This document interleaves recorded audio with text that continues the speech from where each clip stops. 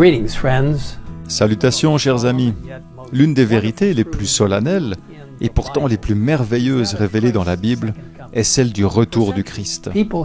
Pendant des siècles, les hommes ont attendu avec impatience le jour glorieux où Jésus viendra nous chercher pour vivre avec lui pour toujours. Depuis qu'Adam et Ève ont dû quitter leur maison dans le jardin d'Éden, les enfants de la foi ont attendu la venue du Messie pour briser le pouvoir du destructeur et les amener dans le paradis perdu. Les Écritures relatent cette espérance bénie dès les premiers jours de l'histoire de la terre. Le prophète Enoch, qui n'était que la 7e génération depuis Adam, a déclaré « Voici que le Seigneur est venu avec ses saintes troupes pour exercer un jugement contre tous. » Le patriarche Job s'est exclamé « Je sais que celui qui me rachète est vivant et qu'il se lèvera le dernier sur la terre. En personne, je contemplerai Dieu. C'est lui que je contemplerai et il me sera favorable. Mes yeux le verront au plus profond de moi. Je n'en peux plus d'attendre. » Tout au long de la Bible, les poètes et les prophètes ont proclamé la venue de ce grand jour qui a été l'espérance des vrais disciples de Dieu à travers les âges.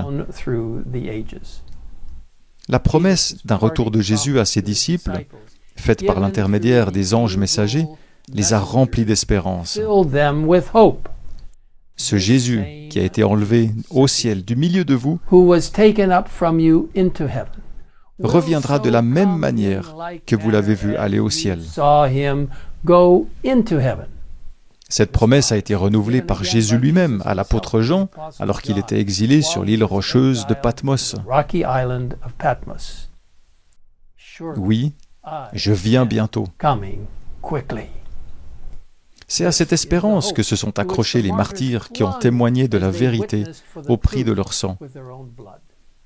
De nombreux réformateurs, dont Martin Luther, Mélanchthon, Calvin, Knox, Latimer et bien d'autres, attendirent dans la foi le retour du Seigneur. Les prophéties bibliques nous indiquent non seulement la manière dont le Christ reviendra, mais aussi les signes qui nous indiquent que sa venue est proche.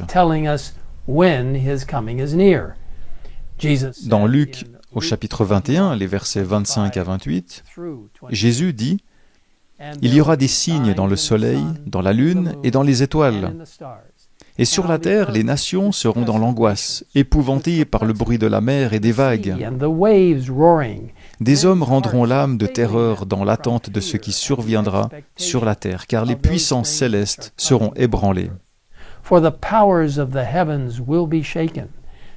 Alors on verra le Fils de l'homme venir sur une nuée avec beaucoup de puissance et de gloire. Quand ces événements commenceront à se produire, redressez-vous et relevez la tête, parce que votre délivrance est proche. » Plus de détails nous sont donnés dans Marc, au chapitre 13, les versets 24 et 25. Le soleil s'obscurcira, la lune ne donnera plus sa lumière, les étoiles tomberont du ciel et les puissances célestes seront ébranlées. Puis dans Apocalypse chapitre 6 au verset 12, il y eut un grand tremblement de terre. Le soleil devint noir comme un sac de crin, la lune entière devint comme du sang. Chers amis, ces signes prophétiques se sont accomplis de la manière la plus profonde qui soit. Et dans les 2 prochaines vidéos, nous examinerons leur accomplissement plus en détail. Aujourd'hui, nous examinerons l'accomplissement de la prophétie concernant le terrible tremblement de terre qui indique l'approche du retour du Christ. Le plus terrible tremblement de terre jamais enregistré s'est produit en 1755. Bien qu'il soit généralement connu comme le tremblement de terre de Lisbonne, il s'est étendu à une grande partie de l'Europe, de l'Afrique et de l'Amérique. Il a été ressenti au Groenland, aux Antilles, en Norvège, en Suède, en Grande-Bretagne et en Irlande, couvrant quelques 6,5 millions de kilomètres carrés. En Afrique, l'impact a été presque aussi violent qu'en Europe, où un village entier d'environ 10 000 personnes a été complètement englouti. La mer elle-même a été bouleversée par une vague gigantesque qui a déferlé sur les côtes espagnoles et africaines, engloutissant des villes et causant de grandes destructions. En Espagne et au Portugal, le tremblement de terre a été particulièrement violent. On peut lire, à Lisbonne, le tremblement de terre qui détruisit la ville fut précédé de sourds grondements souterrains. On évalue à plus de 90 000 le nombre des personnes qui perdirent leur vie en ce jour néfaste.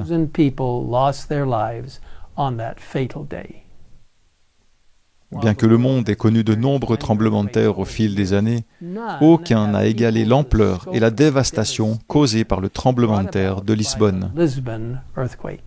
C'est l'un des signes prophétiques que Jésus a donnés, nous disant que l'histoire de la terre se termine et que son retour est imminent.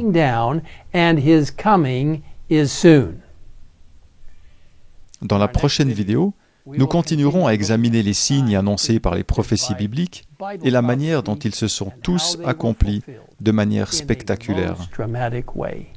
En attendant, je vous encourage à lire le chapitre « Les précurseurs du matin » dans le livre « La tragédie des siècles », où vous en apprendrez davantage.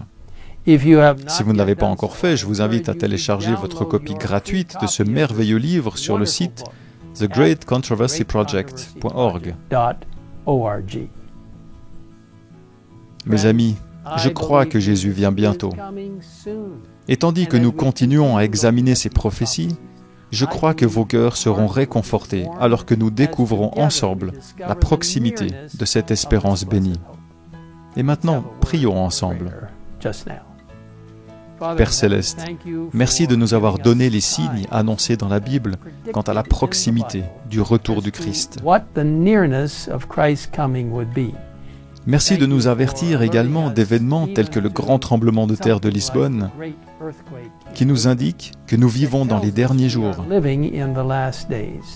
Merci pour la promesse de ton retour. Aide-nous à être prêts chaque jour. Seigneur, nous nous engageons maintenant, en tant que disciples, à nous réconcilier pleinement avec toi par le sang de Jésus-Christ, afin d'être prêts pour le retour imminent de Jésus. Nous te le demandons au nom de Jésus. Amen. Amen.